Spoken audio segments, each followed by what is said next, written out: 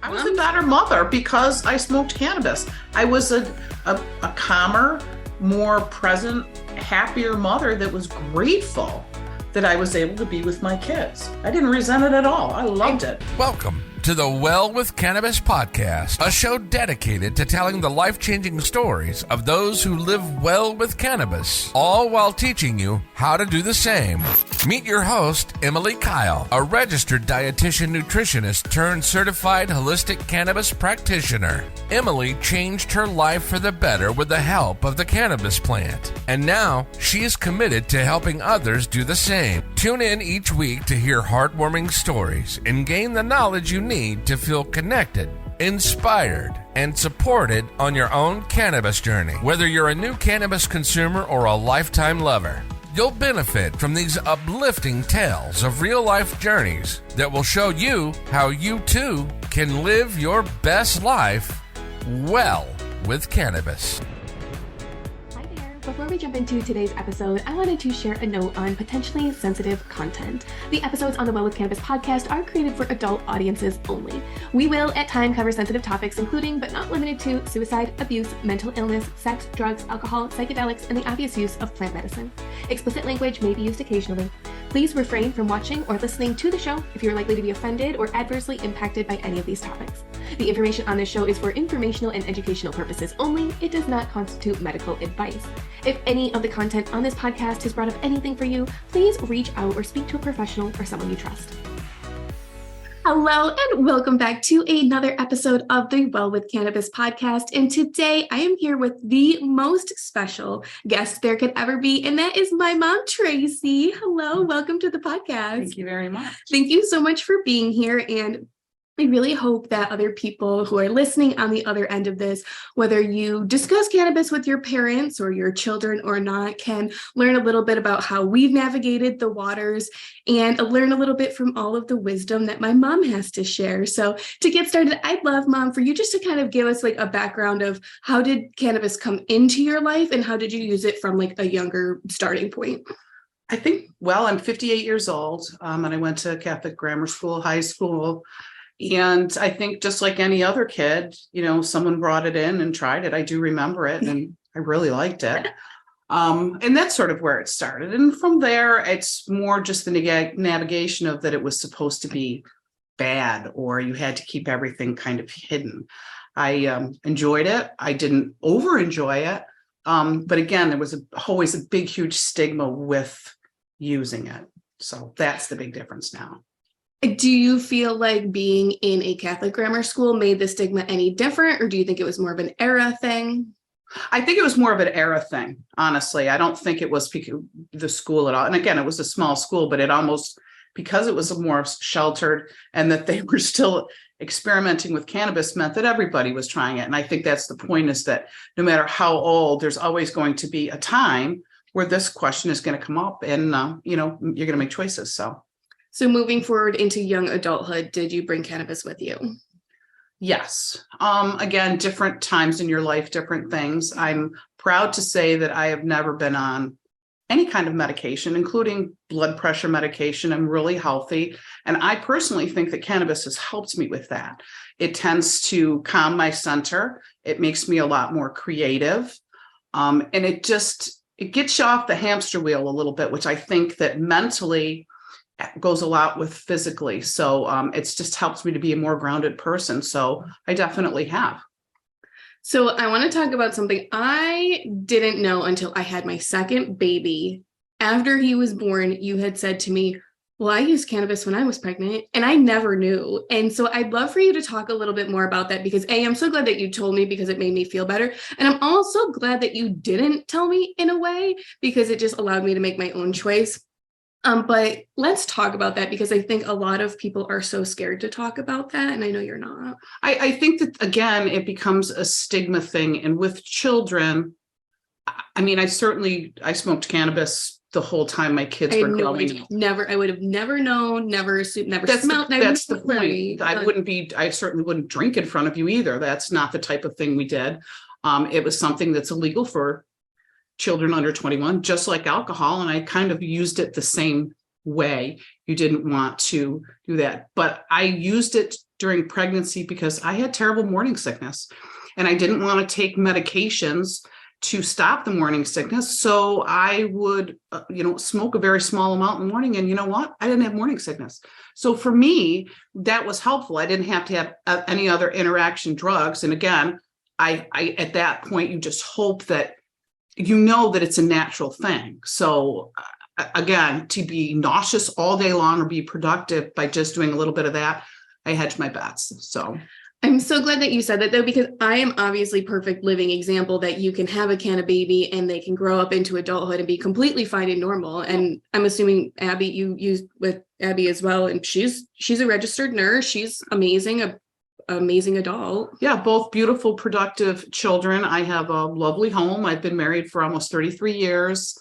I'm a person that does lots of volunteering, have done lots of great things. I love to do projects.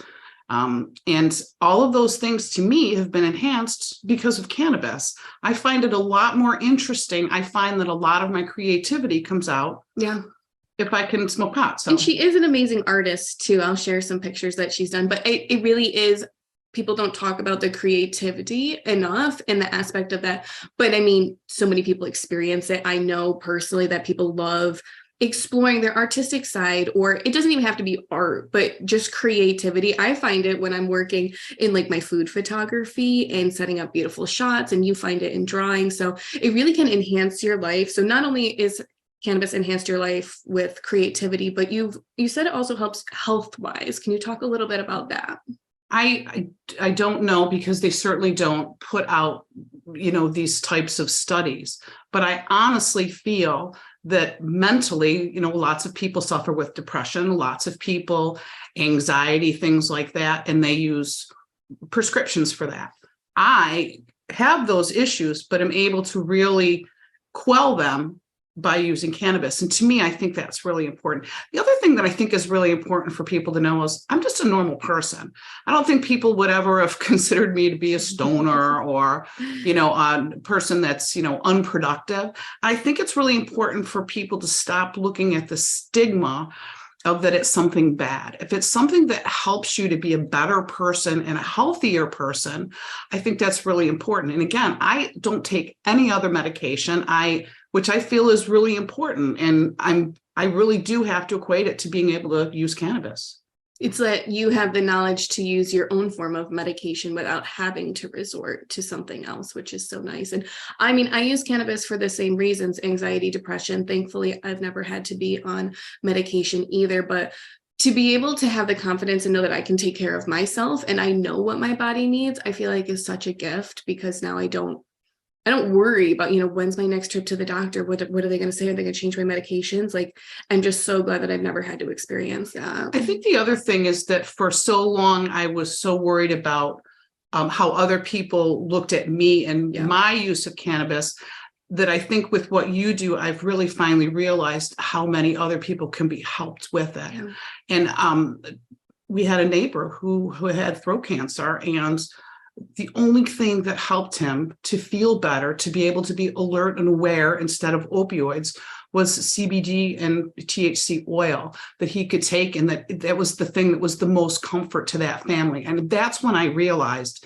this is a lot bigger than just saying whether, you're a stoner or not. This is something that can help so many people. Everybody in hospice should have the opportunity to be able to use this. Opioids that bind you up or make you so high that you can't enjoy yourself, and then you're down so low. This is something that's even keeled, and everyone should be able to use that, have the opportunity to try these things. And to me, that's one of the things I think is most important about what you're doing. Thank you. Well, I really appreciate that. And I have to say, throughout my whole career, you and Dad have been 1,000% supportive in everything I do, especially going full force into cannabis. And so I thank you so much, because I wouldn't be here today if I didn't have the support of both of you, because it was hard to come out of the closet. And not to you guys, because did I ever really come out of the closet to you? I don't remember. I think we've always discussed it in a certain way. And again, those conversations changed after you were of age, right, and this is what you wanted to do. Yeah, I don't remember ever being scared to talk to you guys about it. I think one day I just started smoking in front of you and we called it a day. I don't remember a big thing. I can guarantee you that you were probably over 21 when that happened. At least 18. Because again, even though I smoked, and it probably seems, I mean, I like still an had no oxymoron. idea. Yeah, no, I had no idea. I just felt like that was the right thing at that time to do. On the other hand, I wish in a way it didn't have to be that way. And I'm glad to know that in future generations, we'll be able to have honest conversations, that I can have an honest conversation with my 8-year-old grandson about what it is, because really what it is it's just a tool. Right. It's not a medicine, it's a tool. And like other tools, it's the way you use it or how you use it and using it appropriately. And I think that's really important for him to know. And so my son Ransom, you guys will get to meet him. He knows all about cannabis. So I'm in full transparency. And it started with him watching the plant grow in the ground. And maybe that's where my love of gardening started too, is because you are a certified master gardener. I grew up watching you in the garden every day. And so when we say it's just a plant, like that's truly what it is. It's just a plant. I watch every other plant grow in the ground. And when you grow it in your backyard, it grows next to all your other plants. It's no different than echinacea, which people use for sleep. It's the same thing. It's just a plant. But again, knowledge is power, and people have been kind of hiding about this for way too long. It's just, again, if it can help people to not have to rely on pharmaceuticals, and I have seen it firsthand, then that should be out there for people. And more than that, this is the other thing that's different about back then compared to now, because we're starting to become where it's more legal and more accepted. You know exactly what you're getting. Yeah.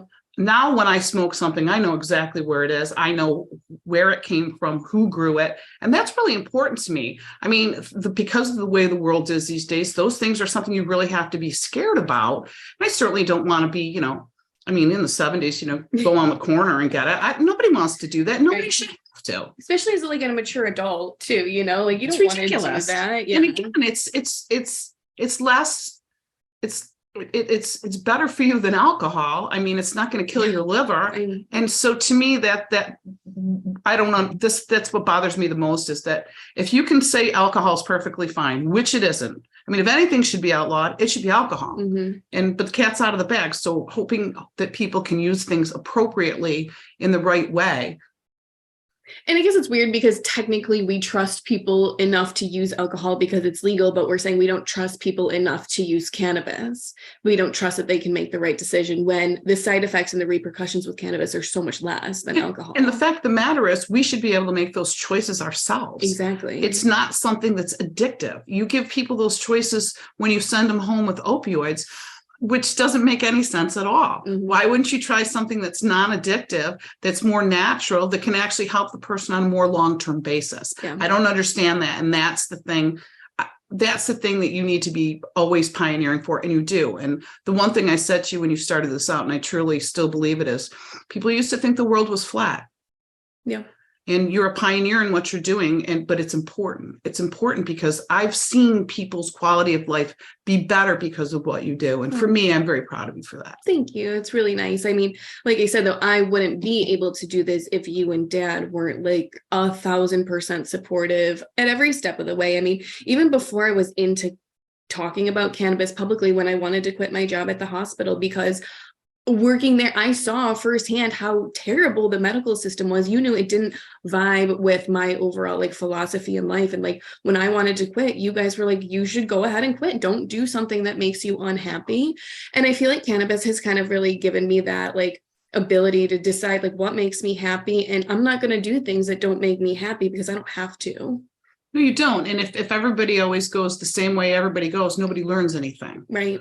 I mean, it was almost the same as when you were at the hospital, and the fact that there's such a separation between nutrition and health in a hospital. Dumbest thing ever.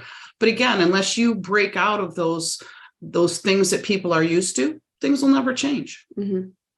So I want to talk about, say that someone is listening to this and they so desperately want to be able to talk to their mom about cannabis or their dad and say, this is what I use and it makes me feel better. How do you think that they should approach that if they're not sure how their parent is going to react? First of all, honesty is the best policy. And if you're an adult and you're in your own home, I think that's the time to have that conversation. I think you should always be respectful of how your parents feel. But I think unless you talk to them, you're not going to know how they feel. And just because we're older doesn't mean we haven't gone through the same series of circumstances. People just assume that for some reason our brains are wiped clean when we turn 50 and older, but that's really not the case. So you might just find out that they've been doing it all along. You don't really know. Yeah, because you never know. I mean, a lot of times you're like, oh, I didn't know this person used cannabis. Like, because people still feel a stigma, which they shouldn't, because it doesn't change who you are. It just changes how you adapt to your life. That's really all it is. That there's a stigma about like being a better version of yourself. Don't you think? Like, yes, but that's society. And again, those are the things that we have to try and learn to change, or trying to change our thinking about things. Things are not black and white. Yeah. There's a whole lot of gray. So, and that's the part that you have to explore and you have to look at. And again, with your children, I think you have to be honest. I think, you start small. You don't have to throw it all out there. You don't have to, pull out a bong in front of your poor mom, that's 80. But I think that people, and I think if you explain why you do what you're doing, I think a lot of people who have gone through the pharmaceutical trying to get fixed would probably think it was a good idea to try something else. Yeah.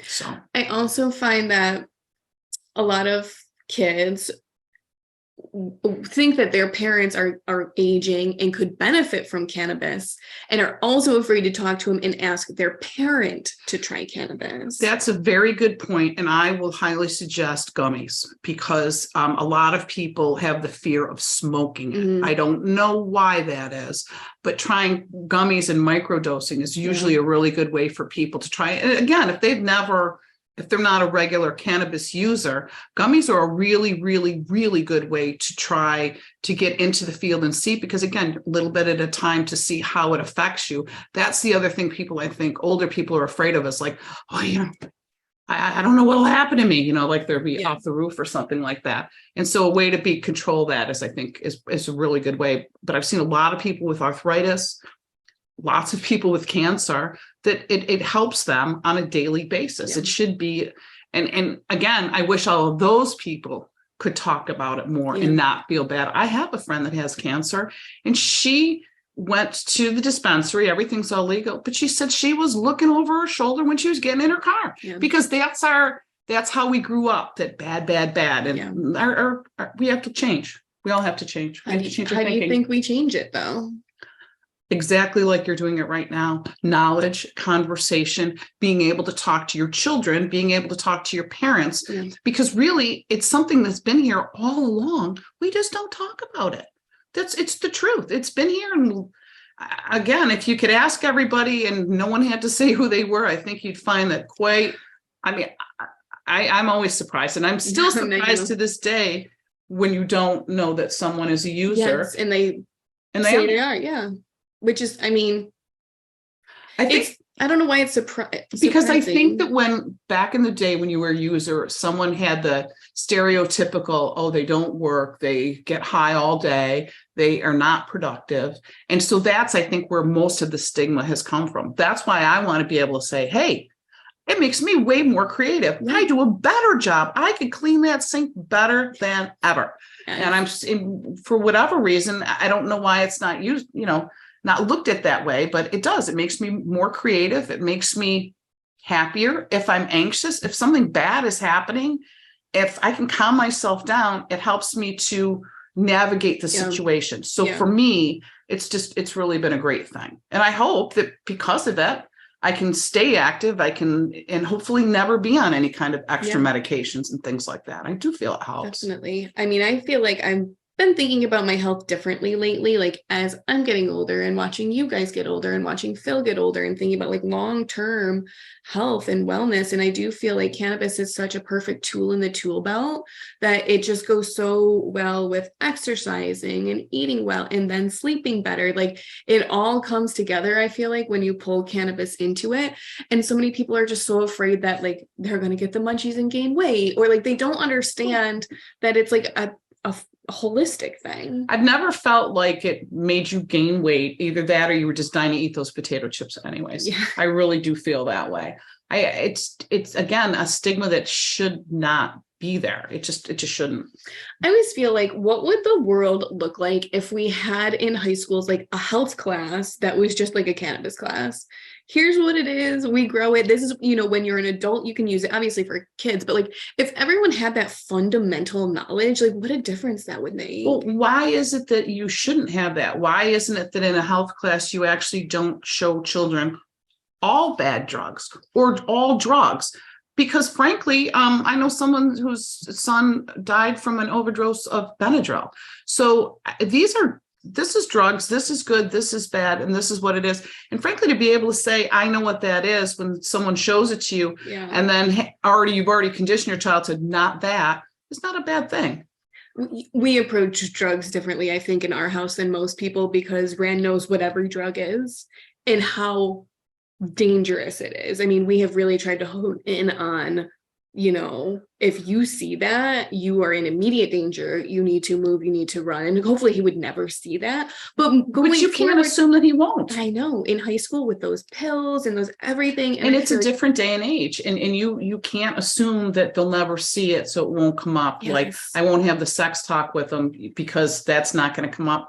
Bad move. Right. Knowledge is power. Absolutely. And I mean, he knows what alcohol is and that it's not great. He knows what cigarettes are and that they're not great. And he knows what cannabis is, he knows how to grow a tomato and he knows how to pick a zucchini out of the garden. We've tried to keep it a very neutral subject, but we really, really value transparency, and hopefully that will benefit him in the long run, because I don't want him to go to school and be like, what's that? And have be so naive that he could get himself in trouble. Absolutely. I also think it's important to say too, which they never point out because nobody wants to, but cannabis does not cause cancer. Right. And there are a lot of people that feel that in a way, because you're calming your mind and calming your body, maybe it helps to resist from that. Now, I don't know if that's true. I'm not saying, but I like to think that. And I know that, again, people that I know that have cancer have gotten great relief. I know. Some people feel that their stuff has been kept away after they've had it because of certain oils and things. I don't know. What I know is that if that chance is out there, that we should know about it. We're supposed to be informed. The FDA is supposed to tell us everything we think as a society, and that's just not the case. I mean, just reading the headlines the last 3 days of bullshit that the FDA has said and done, I don't want my life to be governed by a corrupt agency. So at this point, I don't care what they say. But the FDA are not people who really know about drugs. The things that they allow and don't. The ticker this morning: FDA proposes limits on lead in baby food. How about the limit 0? Yeah. What the fuck? I don't understand how we even give this agency any power in our lives. And so I think really one of my biggest goals is I want people to be self-sufficient. I want people to have the knowledge to use the cannabis plant. I want people to be able to grow their own cannabis plant. And I want people to know how to use it like medicine, so that when the day comes that they need to alter or change something in their routine, they know exactly what to reach for. They can try a different product, a different strain, a different kind, but they don't have to run to the doctors. They can take care of themselves. And in self-sufficiency in cannabis, I think, is the number one thing I want people to have. But that's one of the great things about if it would become legal, if it would become kind of common practice, that those different options, again, everyone can always get cannabis, whether it becomes legal or not, but to be able to say, I want this strain of it because this is going to help me with my anxiety or this or that, and specifically know what those strains are and what they're going to do. That is what we need. That's why old people are scared. They think they're going to, get something laced, but that's what it should be. It should be used in a medicinal way that way to help. I think ultimately it's going to come down to women like me and you and all the other women I've interviewed, and men too, who have used cannabis, who turn around and say, I'm going to help someone else now because I feel so much better, and passing down that wisdom, because we're not going to get it from a book. We're not going to get it from our conventional education. But, I think of moms and grandmas 100 years ago passing down a tradition of making bread. It's the same thing as we can start to pass down to our children herbal wisdom, ways to take care of yourself without conventional medicine. And I feel like as hopefully we can bring this to our children and kind of change that generational thought and just give everybody that encouragement and old time wisdom that can only really be passed down from mothers, daughters, families, aunts, uncles, in generational change. I think talking about something too, again, becomes a normal thing or a condition that kids understand. So by talking about it, you're kind of destigmatizing it. It's like the people that the children were never exposed to alcohol, and then they go to college and then, oh yeah, you could do it. 100%. It's just not the way you want to do it. Again, looking at something as it's in a medicinal way is just the smartest way to be able, and good medicines, bad medicines, just exactly like you should with everything else with your kids. Well, and ultimately, like, you are the role model. There's no bigger role model in your life as a child. And so I should thank you, because I am able to use cannabis on a daily basis and live a very full and productive life. And that's because I saw you do it. You have done it, and you have shown me that that's possible. And so I hope that we can both show other people that it's completely possible, and be a role model, and show people, like, on the scale of like 1 to 10, like, we're great people, we're great humans. We try and do good in the world. Like, there's really nothing that cannabis has taken away from us. If not, it's just enhanced. And I feel like, thank you for showing me that that's completely possible, because we don't see it enough. Again, when you become an adult and you are an old enough and a responsible enough age, and I will reiterate that she never knew that I smoked pot. They did. No, we didn't know. And it should be that way, because but once you become an adult and the choices that you make, we should be able to always talk about that. Mm-hmm. I mean, there are so many things in the world that are gray these days. If you just can't, you have to start to change and look at things differently. And what can I get out of this? Right. And I'm glad that it's finally becoming to a point where you can. I was a little nervous about doing this because, again, with the stigma thing, but frankly, I'm a really good person. Right. I've done great things in my life. And frankly, I'm here to say because I've smoked cannabis has helped me. Yeah. It's really helped me. And I don't want other people to not do something or not try something that might really help them in their daily life. So, well, thank you for being brave enough to come out and show your face. I mean, I talked about someone else the other day, it's like ripping off the Band-Aid. But once you do, like, you're just so free. There's just not that, like, looking over your shoulder feeling where you're like, I don't care. I think with age comes wisdom too. And at this point in my life, if you're going to judge me because I smoke cannabis, then I don't really want to be your friend anyway. So, right. Exactly. It just gets to the point where it doesn't really matter what other people think. It matters who I am and what I do. And I'm proud of myself. So I'm proud of you too. I mean, you're an amazing mom. I give you that. Amazing daughter. Sure. Thank you. I mean, I am so lucky. Like, I don't know if my life would look the same if you and Dad have not been as supportive. It's an interesting point to bring up, because her father, and again, married 33 years, does not smoke cannabis. Does not. He didn't really like it before, did he? He was a little anti, maybe. Back in the day, when I was in high school, Oh no! But when we met, he did. Right. But then didn't at all. But unfortunately, is on pharmaceuticals that I wish he didn't have to be on. And right. I wish I could, but again, everyone's different. And the point is that we've navigated our lives with me being a user and him not being a user. Yeah. And that's fine, because we all are allowed to make our own choices, aren't we? And if it makes us a better and happier person, who's to judge? I know. So my husband doesn't use cannabis either. And honestly, he should be so lucky that I do use cannabis, because I'm nicer and I'm a lot less naggy. Like, I just can let it go. I don't even care. He should be really lucky that I use cannabis, like, it's better than punching somebody in the face. Right. Exactly. Or like, I don't know, like just bitching up a storm. Like, we're just, getting on a PMS. Yeah. Please. I mean, back in the day, that would help a lot. God, yeah. I mean, I use cannabis significantly more when I have my period in all different ways, because I need it. Like, it helps so much. Well, you have short fuse at that point, and that helps to smooth that out a little bit. Absolutely. And ultimately, that's one of the reasons that it makes me a better mom, is because my fuse is much longer. I am much more patient, and I am much more gentle with my children. And I don't know why people wouldn't want that for kids. I agree. If it makes it so it's more enjoyable for you to go sit out in the backyard when your kids play, why is that a bad thing? I don't know. Like, they'd rather you just like sit there and be bitchy and be like, man, I'm so mad the house is dirty. Yeah, like that's any better. I don't know. It was funny. Another mom yesterday was talking, and she said, I could, with cannabis, I can sit in a messy living room and not care about the messy living room and play with my kids.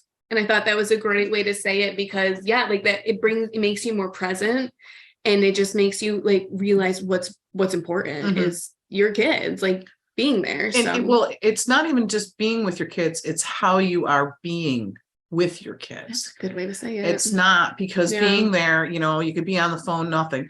But for me, smoking cannabis, we could go out in the backyard and it'd be a lot more fun to make mud pies or, just do things or look at the worms or just the little things in life. And those are the really important things. But it's about being there. It was I mean, I guess to look back on it, I guess as a child who was raised by a mom who used cannabis, I had the best childhood anyone could ever have, and so I hope other people can realize I was a better mother because I smoked cannabis. I was a calmer, more present, happier mother that was grateful that I was able to be with my kids. I didn't resent it at all. I loved it. But I'm reaping the benefits of that. I had a great childhood. Not everybody can say that. I had a picture perfect childhood. I had parents who love each other, a home. I mean, I had unconditional love. You were home. You worked from home. I mean, we had everything we ever needed. And I'm so glad that, you were able to make yourself feel the best way you wanted to feel so that you could be a great mom. But isn't that our job as parents is to raise you to be productive, happy adults. And the way to do that is to make it so you're happy children. Yeah, that's perfect. I think that's a perfect place to end it. Now, I'm going to ask all my guests the same 4 questions. Okay. Are you ready? Sure. All right. First up, what are you most proud of to date? My family.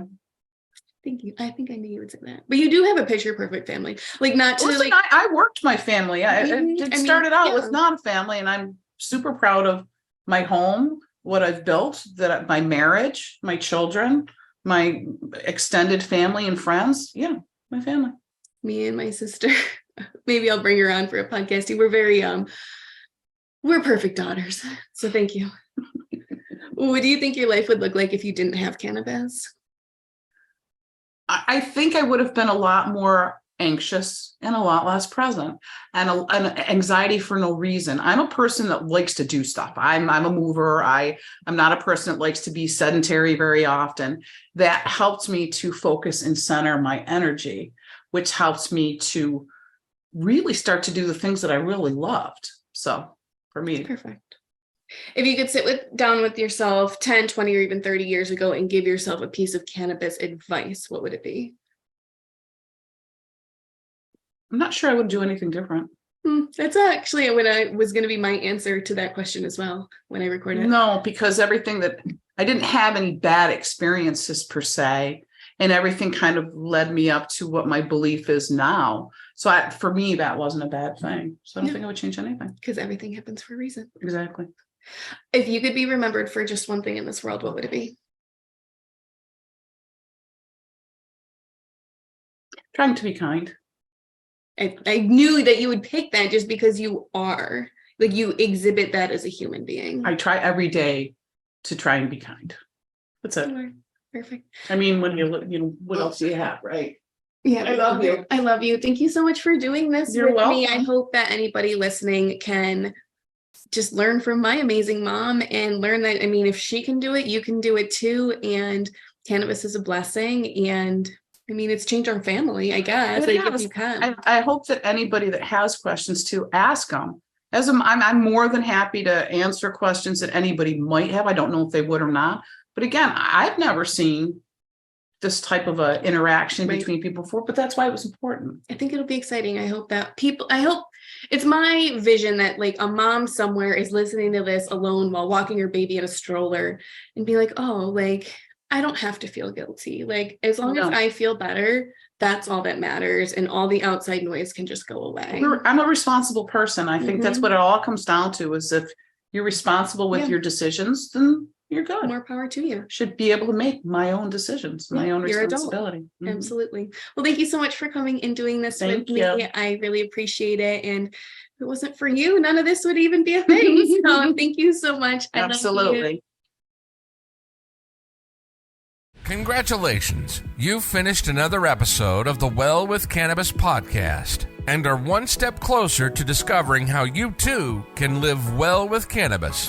Thank you for listening in today. We hope this episode has been a helpful and informative one. Please visit EmilyKyleNutrition.com for more information on today's show. show notes, guest information, recipes, and other resources. If you want more support and encouragement on your cannabis journey, please consider joining the private Well with Cannabis community. In this group, you can connect with like-minded individuals focused on improving their health and wellness through cannabis. Join the group today to continue your journey of wellness together at EmilyKyleNutrition.com.